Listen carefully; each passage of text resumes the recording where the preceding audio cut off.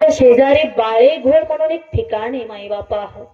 एक दिवस मामा सत्यप्पा शिंगाडी आणि 2-3 भक्त त्या ठिकाणी एका आंब्याच्या झाडाखाली बसले होते. आता त्या आंब्याच्या झाडाच्या शेजारून एक पांद जात होती. पांद माहिती ना, पांद जात होती.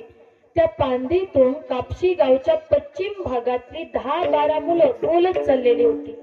मग ती मुलं काय बोलत होती हे सगळं मामांना मामाच्या भक्तांना ऐकायला येत होतं. मग ती 10-12 मुलं नेमकं काय म्हणत होती, तर ती मुलं एकमेकाला म्हणत होती की अरे बाळू मामा देव सांगतोय म्हणे, बाळू मामा चमत्कार दावतोय म्हणे, चला कसा आहे बघून तरी येऊया, काय चमत्कार दावतो ते तरी बघूया. गेली 12 वर्ष झाली आपण बाळू मामाला पाहो म्हणतोय, पण ते काय आपल्याला घडत नाही. आता ही 10-12 मुलं असं बोलत चालली होती. त्यांचं बोलणं सगळं मामाने मामांच्या भक्तांनी ऐकलं, पण त्या मुलांना हे माहिती नव्हतं. मग पांदीतून जाताना त्यांनी झाडाखाली बसलेल्या या मंडळीला बघितलं आणि तिथूनच आवाज दिला, हो मंडळी, बाळू मामा धनगर कुठे माहिती का तुम्हाला? ऐकलं कोणी? मामांनी.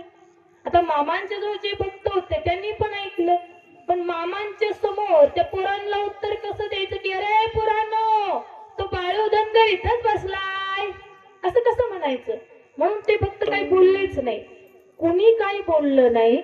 म्हणून मामा स्वतः त्या पोरांना म्हणतात, ए पोरांनो, तो बाळू धनगर वय तिकडे लांब डोंगरात आहे बघा.